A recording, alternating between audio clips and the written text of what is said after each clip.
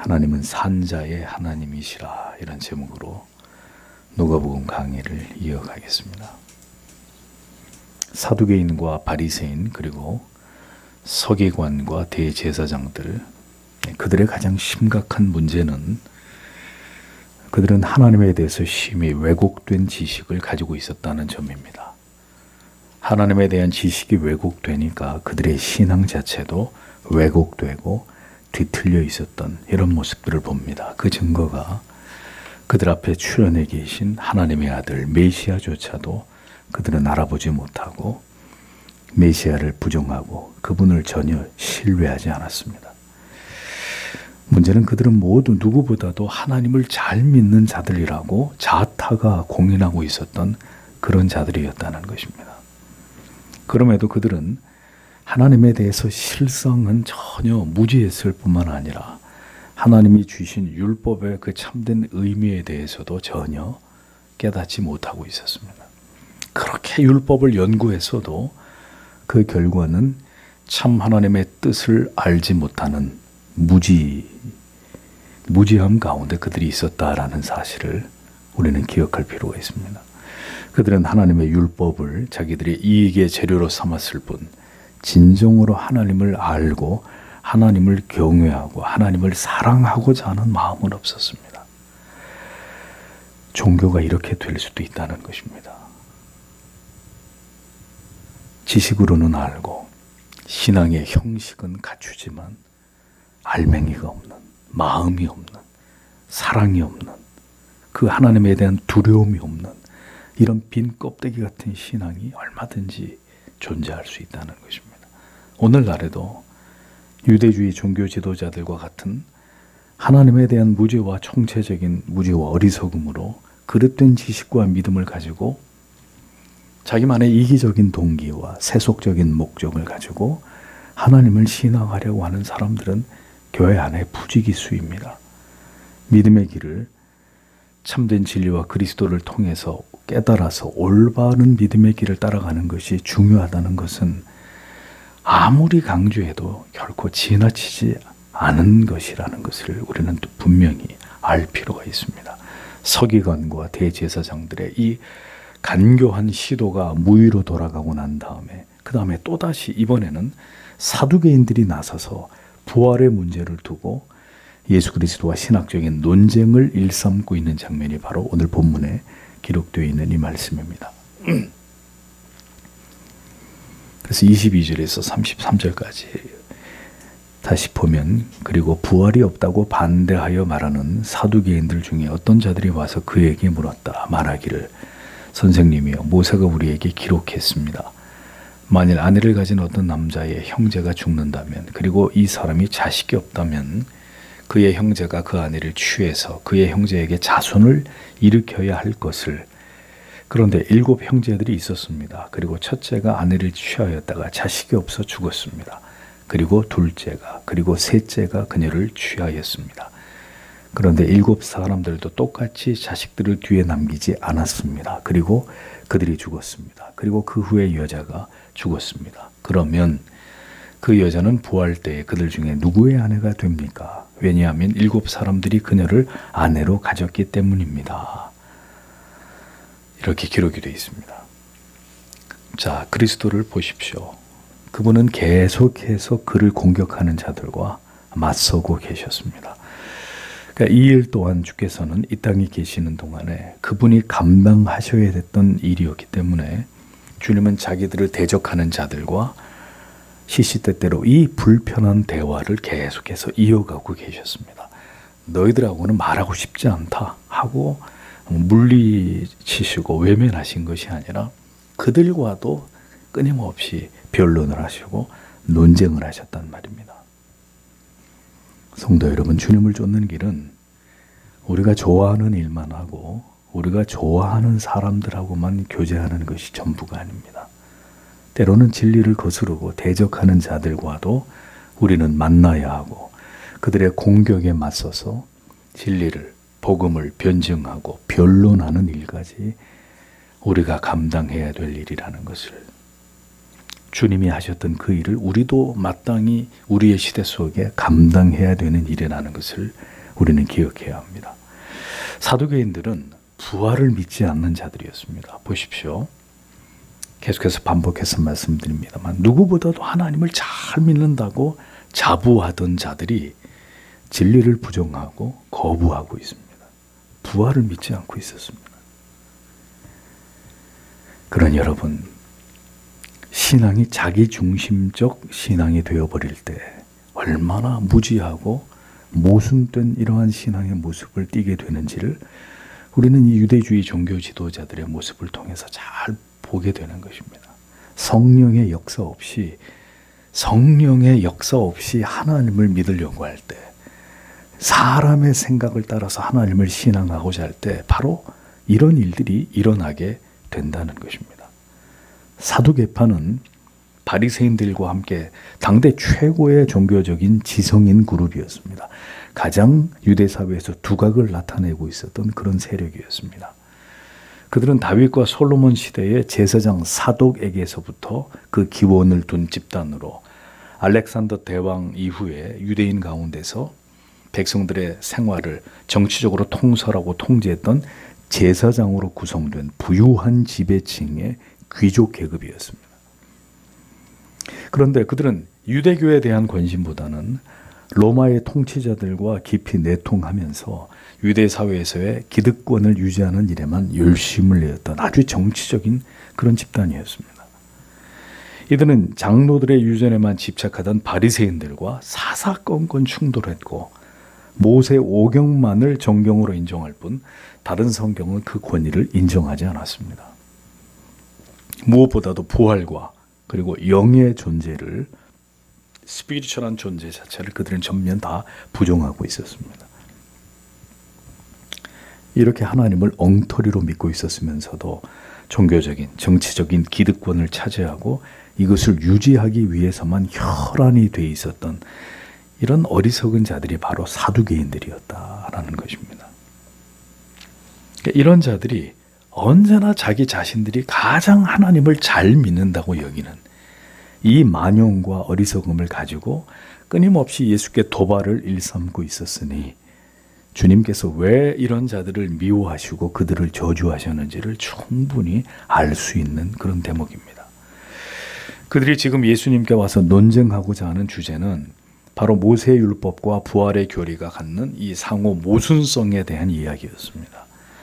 유대인들의 관습에 의하면 남편이 자식이 없는 가운데 죽을 경우에 아내는 남편의 그 바로 밑에 동생과 또다시 재혼을 하게 되는 법이 있었습니다. 이것은 죽은 남편의 이름으로 자손의 대를 계속 잇게 하기 위함이었는데 이것을 가리켜 계대 결혼이다 이렇게 불렀습니다. 그러니까 이들에게 결혼이 갖는 최우선의 가치는 가문의 번성과 지속이었기 때문입니다.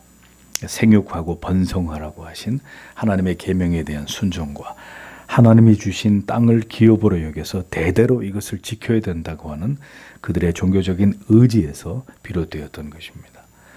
자, 사두개인들은 어떤 한 케이스를 가정해서 예수님께 질문을 했습니다. 그 내용이 이렇습니다. 7 형제가 있었다는 거죠.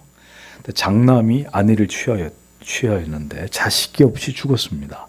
그래서 둘째도 셋째도 계속 형수와 계대 결혼에 그들의 관습에 의해서 결혼을 했지만 계속 자식이 없이 7 형제가 차례로 그렇게 다 죽었다는 거예요. 자식이 없이 죽었다는 겁니다. 그리고 마지막에는 여자도 죽게 되었는데, 자, 그렇다면 나중에 부활을 했을 때 이 여자가 누구의 아내가 되겠느냐, 이런 질문을 주님께 던지는 것입니다. 보십시오. 자기들에게 중요하게 여기는 문제는 대단한 집착을 보이면서 제도와 법까지 만들어가지고 그것을 지켰던 반면에 부활에 대해서는 불신하고 있었습니다. 분명히 성경의 부활에 대해서, 죽은 자의 부활에 대해서 말씀하고 있음에도 불구하고 부활에 대해서는 불신했습니다. 그러니까 성령을 통해서 하나님의 말씀을 총체적으로 이해하는 것이 아니라 하나님을 지식적으로만 접근해서 믿을 것은 믿고 믿지 못할 것은 믿지 않고 이렇게 인간의 지식으로만 하나님을 이해하려고 할 때 바로 이런 모순이 일어나는 것입니다. 믿을 수 있는 것, 믿지 못하는 것. 믿고 순종할 수 있는 것, 믿어지지도 않고 순종할 이유도 없는 것. 이것을 사람이 다 판단해 버리는 거죠.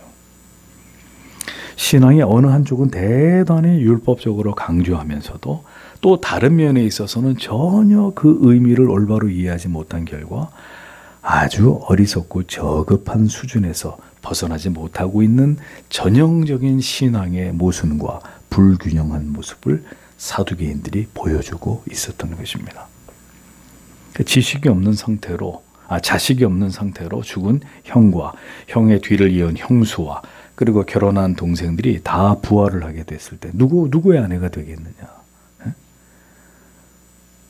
그러나 이 질문을 던져서 이 어리석은 질문을 통해서 예수 그리스도를 지금 테스트하고 있었던 겁니다.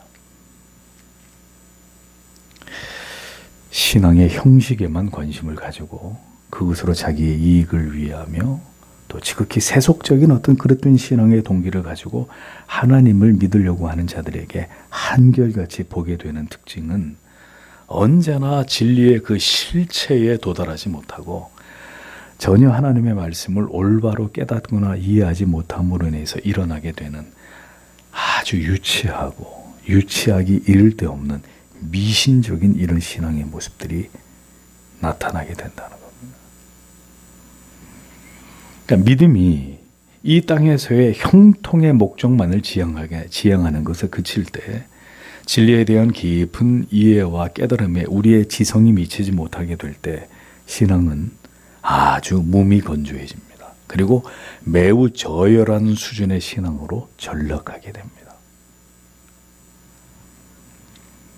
그렇게 저급한 미신적인 신앙생활을 하면서 교회를 다니는 사람들이 얼마나 많습니까?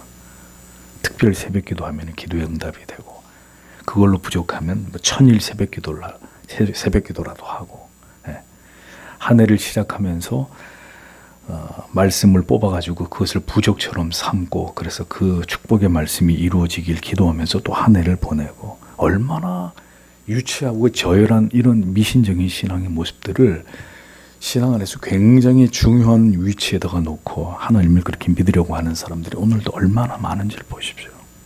그저 복.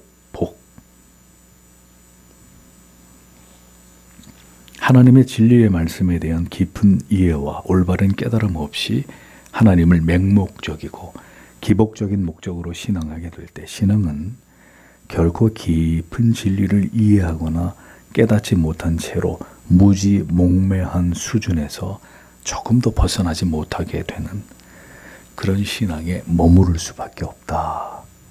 여러분, 우리가 이 사두개인들의 질문 속에서 그것을 깨닫는 것입니다. 당대 최고의 지성이라고 하면서도 기껏 주님 앞에 와서 한다는 질문이 이 정도 수준밖에 되지 않는 겁니다.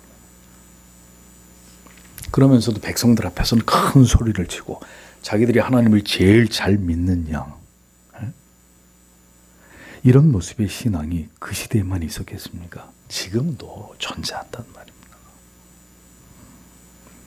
참으로 저급하고 유치한 질문이 아닐 수 없는 이런 내용을 주님께 질문하고 있었습니다. 자, 그러자 예수님이 뭐라고 답을 하셨느냐? 34절에서 40절에 그러자 예수께서 그들에게 말씀하셨다. 이 세상의 아들들은 결혼하고 시집 보내어진다. 그러나 저 세상을 그리고 죽은 자들로부터의 부활을 얻기에 합당하다고 생각되는 사람들은 결혼하지도 않고 시집 보내어지지도 않는다. 왜냐하면 그들은 더 이상 죽을 수도 없기 때문이다. 왜냐하면 그들은 천사들과 같고 하나님의 아들들이기 때문이다. 부활의 아들들이면서 그리고 죽은 자들이 일어난다는 것을 모세도 가시떨기에 관하여 말하면서 계시하셨다. 그가 주를 아브라함의 하나님과 이삭의 하나님과 야곱의 하나님이라고 말하고 있는 것처럼 그래서 하나님은 죽은 자들이 하나님이 아니시다. 다만 살아있는 자들이 하나님이시다. 왜냐하면 그에게 모든 자들이 살아있기 때문이다. 그러자 서기관들 중에 어떤 자들이 대답하여 말하였다. 선생이여, 당신이 올바르게 대답하였습니다. 왜냐하면 그들은 더 이상 그에게 아무것도 감히 질문하지 못하고 있었기 때문이다. 이렇게 기록이 되어 있습니다. 죽음과 부활과 내세에 대해서 아무런 이해도 지식도 없는 유대주의 종교 지도자들의 무지, 그들의 신앙의 허상이 잘 드러나고 있습니다. 성도 여러분, 하나님을 믿는 것은 철저하게 진리에 근거하고 그리스도의 가르침에 정초해야 된다는 사실을 여러분들은 알고 계십니다. 우리의 방식대로 우리가 이해하고 인식하고자 하는 대로 하나님에 대한 지식의 범위를 우리가 마음대로 좁히거나 넓혀서 이렇게 하나님을 믿는 것이 결코 하나님을 올바르게 믿는 방식이 아니란 말입니다. 내가 믿고 싶은 방식을 따라서 하나님을 믿는 것이 아니라 성경이 말씀하고 있는 구원의 도를 따라서 하나님을 신앙하는 것이 무엇보다 중요하다는 사실을 우리는 잊지 말아야 합니다. 사두개인들의 무지를 보십시오. 그들은 전혀 부활에 대한 개념과 내세에 대한 올바른 이해를 가지고 있지 않은 자들이었습니다. 그럼에도 불구하고 하나님을 제일 잘 믿는다라는 자가당착에 빠져 있었던 거죠. 주님이 뭐라고 하십니까? 이 세상의 자녀들이나 이 세상에서나 장가가고 시집가는 것이다. 하나님의 나라와 그리고 죽은 자의 참된 부활의 의미를 알고 이에 참여하기에 합당한 자로 여김을 받은 택한 자들은 무슨 하나님의 나라에 가서도 장가가고 시집가는 일이 있느냐. 에?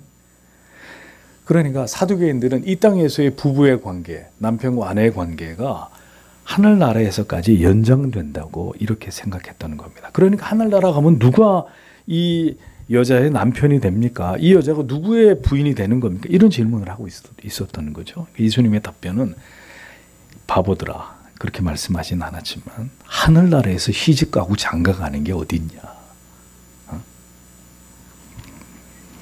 사두개인들은 이 땅에서의 혼인의 관계 천국에서도 이어진다 이렇게 본 거예요. 아주 무지하고 단순한 생각들을 가지고 있었습니다. 그런데 주님께서는 부활 이후 저 세상에서의 삶은 이 현세에서 삶과 전혀 다른 차원에서의 삶이야. 그러니까 너희들이 생각하는 그런 생각으로 하나님의 나라에 대해서 생각하지 마. 주님의 말씀입니다. 천국에 이르게 되면 우리는 다시 죽을 수 없는 존재가 되고 마치 천사와 같아져서 부활의 자녀로 이제 영원한 하나님의 자녀로 존재하게 되는 것이다. 새로운 신분을 가지고. 이어 주님께서 부활에 대해서 하나님이 모세에게 나타나셔서 하셨던 말씀을 인용하죠. 출애굽기 3장 6절입니다. 또 이르시되 나는 내 조상의 하나님이 아브라함의 하나님, 이삭의 하나님, 야곱의 하나님이라. 모세가 하나님 배웠기를 두려워해 얼굴을 가리우매 이 부분이거든요. 그러니까 주님이 이 말씀을 하신 것은 자, 아브라함, 이삭, 야곱 족장들이 모두 죽었어도 여전히 하나님은 그들의 하나님이 되심을 말씀하신 것처럼 하나님께서는 그 후손들까지 다 구원으로 이끄셔서 계속해서 죽은 자들을 다시 살리실 것이다. 이것을 말씀하신 것입니다. 여기서 죽은 자들을 다시 살리신다고 하는 것은 바로 그리스도 안에서 영원히 죽은 자들이 다시 살아나게 됨을 의미하고, 따라서 하나님은 이렇게 하나님과 그의 아들 예수 그리스도를 믿음으로 그 영원히 살아난 자들, 그 영원히 살아난 자들의 하나님이시다. 주님이 이것을 밝히고 계셨던 것입니다. 아브라함이나 이삭이나 야곱과 같은 신앙의 조상들도 모두 오래전에 죽었지만 그리스도 안에서 다시 때가 되면 살아날 것을 암시하시면서 하나님께서는 하나님의 아들을 믿는 그 믿음 안에서 모든 하나님의 백성들을, 믿음 안에서 죽은 하나님의 백성들을 다시 살리시고 영원히 하나님과 함께 있게 하실 것이다. 주님이 이렇게 부활을 믿지 않는 사두개인들에게 봐라, 하나님은 분명히 나를 통해, 그리스도를 통해 다시 살려내신 자들을 영원히 그들과 함께 천국에서 산 자들의 하나님으로 존재하시는 분이다. 뭐 부활이 없다고? 하나님은 죽은 자의 하나님이 아니요, 부활해서 하나님의 나라에 입성하게 된 모든 하나님의 영원히 살 자들, 그 산 자들의 하나님이시다. 이렇게 주님은 하나님에 대해서 그들에게 가르치고 계셨습니다. 그러니까 하나님은 사두개인들과 바리새인들과 서기관들과 대제사장들처럼 하나님을 믿는다고 하면서도 하나님과 아무런 관련이 없는 영적으로 죽은 자들의 하나님이 아니라 그리스도 예수 안에서 진정으로 영생을 얻은 모든 하나님의 자녀들의 하나님이시다. 주님이 이렇게 선언하고 계셨다는 것입니다. 미안하지만 너희들이 하나님이 아니야. 너희들은 영원히 죽을 자들이지 하나님은 영원히 산 자들이 하나님이야.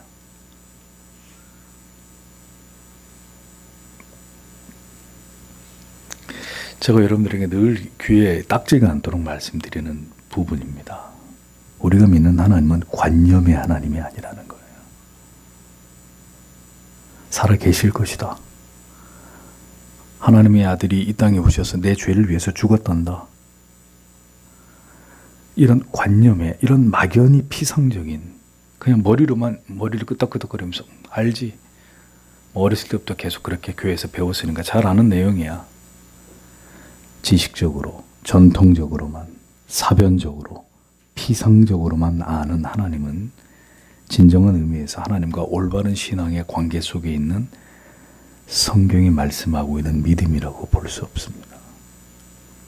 그리스도 안에서 십자가의 구속의 그 은혜의 감격 안에서 다시 태어난 자들이라야 진정으로 하나님과 관계를 회복한 살아난 자들입니다. 하나님은 바로 그 고백을 가진 자들의 하나님이 되시는 것입니다. 그러므로 성도 여러분, 우리는 이 진리를 매우 중요하게 여겨야 합니다. 하나님께 산 자로 여겨지는 자는 자기가 죄인됨을 깊이 깨닫고 그 죄를 하나님 앞에 통회하고 예수를 나의 진정한 구주로 믿고 영접한 자들, 그리고 그 이후의 모든 삶 속에 십자가를 바라보고 그 십자가를 통해 우리에게 주신 이신칭의의 이 약속을 붙들고 계속 십자가를 바라보면서 그 길로 걸어가는 사람들, 그들에게 영원한 생명과 부활의 영광이 주어지는 것입니다. 그들이 하나님 안에서, 그리스도 안에서 산 자들입니다. 우리는 지금 이 진리를 믿고 따르는 자들이어야 합니다. 신앙의 무지는 이렇게 두려운 일이고 절대로 가볍게 여길 수 없는 엄중한 문제라는 사실을 거듭 강조하지 않을 수가 없습니다. 이전에 제가 아까 기도 때도 언급했지만 이전에 우리 부모님 세대, 그 이후에 이전의 세대들은 우리처럼 교리와 말씀에 대해서 박식하시지 않았습니다. 그런데 그분들에게 본받아야 될 것은 그분들은 단순하셨습니다. 어렵고 힘든 시대를 살면서 의지할 곳이라고는 하나님밖에 없었고, 그래서 나와서 기도하십시오. 그러면 거의 대부분이 나와서 하나님 앞에 눈물로 기도하고 나라를 위해서 기도합시다. 그러면 여의도에 다 모여가지고 그 차가운 아스팔트 위에서 눈물을 흘리면서 하나님 이 나라를 이 위기로부터, 이 북한의 위협으로부터 건져달라고 기도했었습니다. 70년대, 80년대 초반만 해도.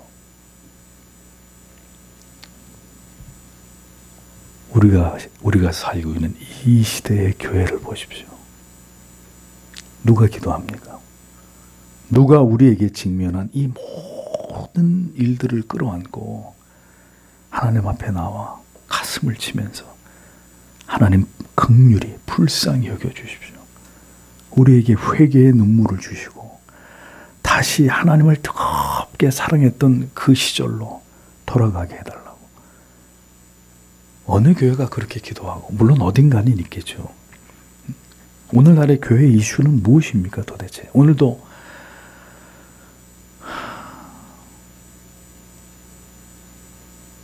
그러니 온통 목사님들의 대화의 화두는 생존입니다. 생존. 어떻게 해야 성도들을 더 오게 만들고, 그래서 뭐 카페를 교회 안에 만들고,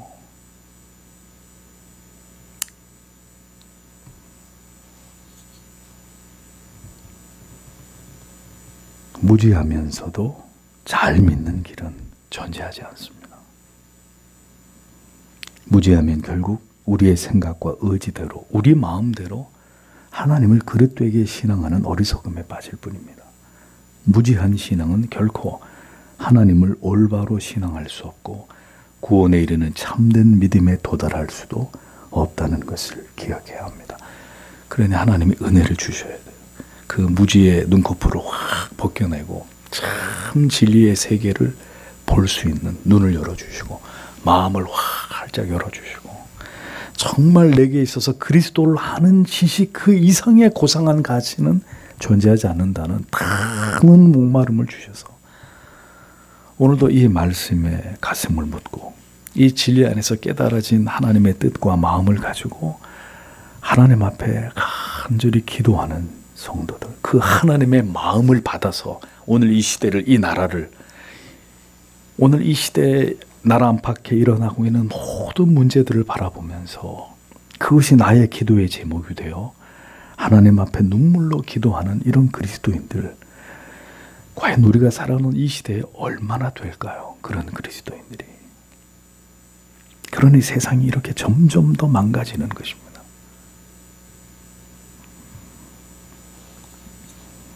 서기관들은 대부분 바리새파에 속한 자들이었습니다. 여기 서기관들, 그들 중에 어떤 이들이 예수님의 변론을 듣고 선생이여 말씀이 옳소이다 이렇게 맞장구를 쳤다는 얘기는 보십시오. 바리새파와 사두개파가 뭐라 그랬죠? 숙적 관계란 말입니다. 그러니 부활을 믿지 않는 사두개인들이 예수님을 상대로 한 논증에서 완전히 주님의 변론을 통해 통쾌하게 사두개인들이 깨졌단 말입니다. 그러니 이것을 속으로 박수를 치면서 아유 선생님 말씀이 맞습니다 라고 한 자들이 누구냐? 바리새파에 속한 서기관들이었다. 아주 깨소금 맛이다 이런 거죠. 그게 비아냥거리면서 선생님 말씀이 옳습니다 이렇게. 자, 그래서 당대 최고의 유대인들의 두뇌 집단이었던 사내들인 출신의 대제사장, 서기관, 장로들, 사두개인, 바리새파 모두가 예수님과의 논쟁에서 모두 참패를 하게 된 이 장면이 누가복음 20장에 기록이 되어 있는 겁니다. 줄줄이 주님과 변론했다가 여지없이 다 깨져버리는 이런 장면이 성경에 기록되고 있는 것이죠. 당대 최고의 종교적인 지도자들이라 여겨지던 자들이 모두 예수의 발 아래 무릎을 꿇게 된 것입니다. 신앙은 왜곡된 사람의 생각과 지각으로 믿을 수 없습니다. 그렇게 되면 모두 결국 그릇된 길로 가게 됩니다. 전적인 성령의 은혜를 통해 하나님의 말씀의 빛이 그 영혼 가운데 임하고 그 성령에 사로잡혀서 하나님의 말씀이 믿어지게 되는 이 은혜를 통해서 예수를 믿는 것이지, 이 사람의 생각과 지각을 가지고 예수가 믿어지는 것이 아니라는 거죠.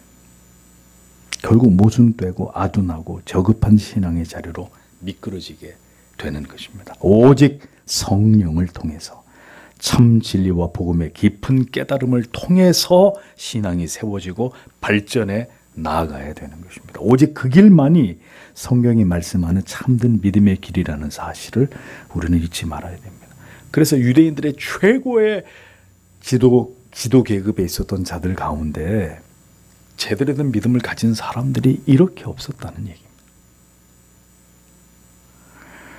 부디 우리의 믿음이 그렇게 성경을 통해서 바른 길로 인도함을 받으면서 더 분명한 진리를 통해서 믿음의 길을 걸어가게 되기를 우리는 오늘도 기도해야 됩니다. 그렇게 되기 위해서는 아무리 강조해도 지나치지 않습니다.